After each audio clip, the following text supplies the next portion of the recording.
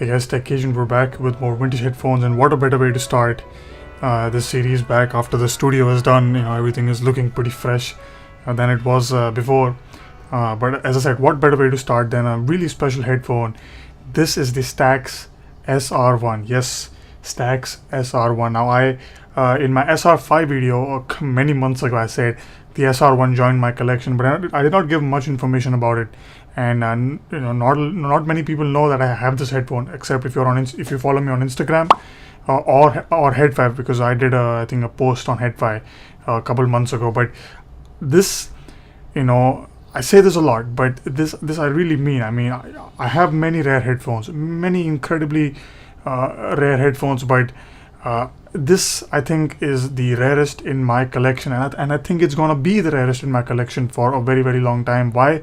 Because these exist in single digits. They have been traded in single digits over the last 15 years. They are impeccably rare. That's how much that's how rare these are. I mean, it's very hard to explain how scarce information and how scarce these headphones exist in the universe. So this is the Stax SR-1. Now the significance of this headphone, if you can already tell, is it's SR-1, the first Stax headphone ever made. And first Stax headphone ever made also means this was the first production headphone, electrostatic production headphone ever manufactured by man.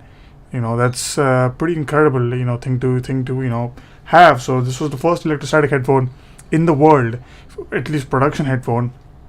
But this was a very short run headphone. Not many units were made by Stax. This was a experimental production piece. This was followed up by the SR-2, which was again even more rare than this, believe it or not. But those I think only exist as prototypes that Stax has, and I think Spritzer has one. So that's as far as the SR-2 goes, I don't think I'll be able to own one in my entire life, because they're just, forget about that. But the SR-1 is the closest thing you can have to the SR-2 when it comes to rarity, and I think the SR-1 has more significance because this was the first model number in the Stax lineup. So Stax SR-1. Now this headphone, let me give you a brief history about this headphone, then we'll get on to the history and the specifics of the SR-1. But this headphone I bought from a guy in Canada, and I was visiting Canada a couple months ago for vacation, and I bought this headphone from this guy. And the way I was, the way I came across this headphone was in a Fidelity. Tile measured, many vintage Stax headphones, and he made a post about it. So I was reading through that, and I really enjoyed it. But I was shocked when I saw SR-1. I was like, how the fuck did Tile manage to, grab a pair of SR-1s? How is that possible? I've been chasing this headphone for, years and years. How did Tile manage to find it? So I was able to find the the owner of the headphone. I contacted him directly. I was like, I want this SR-1, money no object. I want this headphone in my collection.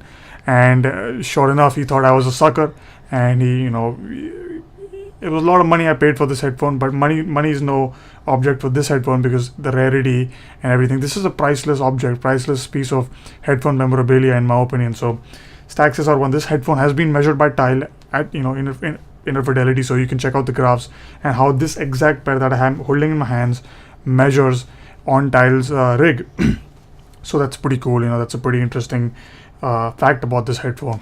Now let's talk about the history of this headphone and other technical aspects of this headphone. This headphone was launched in 1959. This I think would be manufactured somewhere in the 61, 62 area. So this headphone is incredibly old, and the fact that it's still functional and works is just an example of Stax build quality, Stax reliability back in the day. Nowadays the SR-009s, they have an extreme high failure rate, and it's a freaking $5,000 headphone brand new. So the SR-1, being so incredibly old, is still working. The coating on the diaphragms is still there, no problem.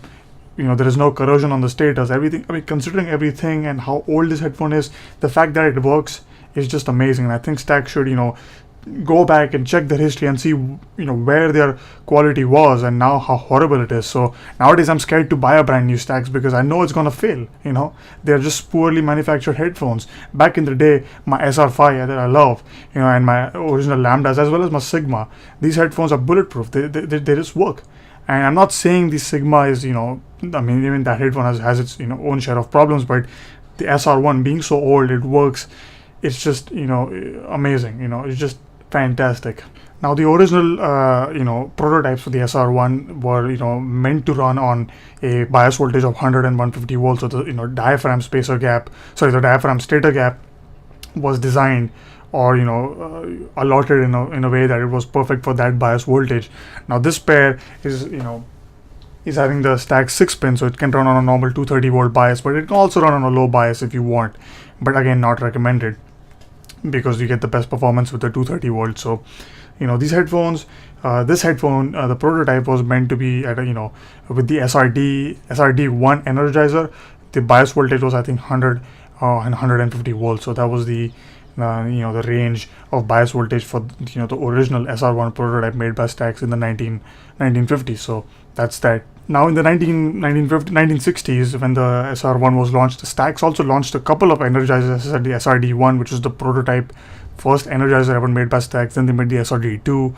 I think they also made SRD-4. I'm not sure again, but there are many many energizers they made for to go along with the SR-1. They also made a couple of accessories that they still make. The extension cord that they sell right now, they also made that. So the SR-1 had a lot of companion products to go along with it in its run, or very brief run. Now, as I said, this specific pair has been measured by dial, so we can kind of identify the differences between the SR-1 and the SR-5, which was the stable. SR-3 actually was the stable headphone, but the SR-5 remained to be the more, you can say, popular headphone overall. So the SR-1, the first thing was that the baffle plate, the sealing around it was not done properly, and that's why you have this roll off in the base compared to the SR-5 or an SR-3 headphones.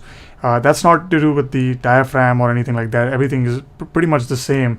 These were 6 micron diaphragms, I think. So the technical, you can say, the mechanical parts are all the same throughout these headphones, with some variances here and there, but overall the main difference was the way they were manufactured.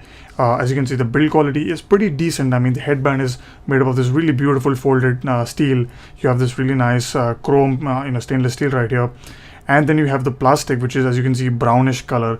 It was white when it was brand new, but it has bromide inside, which over time the plastic becomes brown, because the bromide they add in the plastic to avoid flames. It's that's why they add the filler. So the SR-1, compared to the SR-5, which did not have bromide, colors a lot significantly. As you can see, this is quite brown compared to the SR-5. The overall, build quality and the clamping force is decent. It feels a lot like the SR-5, to be honest, because they're the same thing. It's meant, same chassis, but there are some differences here and there. The grill, as you can see, is black, which is also black on the SR-5, but the pattern is different. This is a hole kind of pattern, and that's more like a mesh. This is plastic grill. That's a proper metal mesh. Everything else remains the same. The cable is again very similar. The SR-5 Gold has a rubber cable, but the SR-5, SR-1, SR-2, SR-3, and SR-5 non-gold also all had this kind of this cloth cable that you find in the irons and stuff. So I mean, I'm not a big fan of the cable.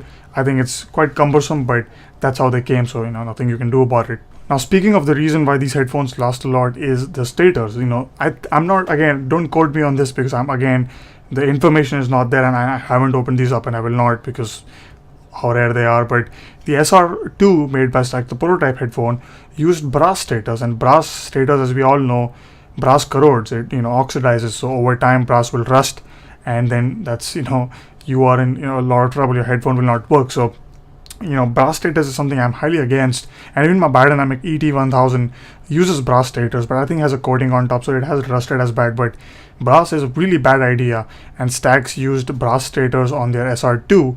The SR-1 obviously does not have a brass stator. That is why it has survived the test of time, almost 50 plus years of use. So SR-1, really special headphone in my collection. I've been a really lucky guy to get to experience such incredibly rare headphones, such historical examples that really, I mean without these headphones we wouldn't have anything. Not the SR-009, none of that shit, not the Orpheus, all these guys. They're just piggybacking upon the SR-1. This was the first electrostatic in the world first ever manufactured by man. So SR-1, one of the most significant headphones in the world.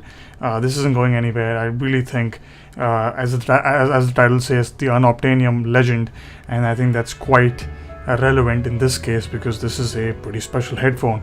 I'll see you guys next time with more vintage headphones. Take it easy, and like always, have a good one. Alright.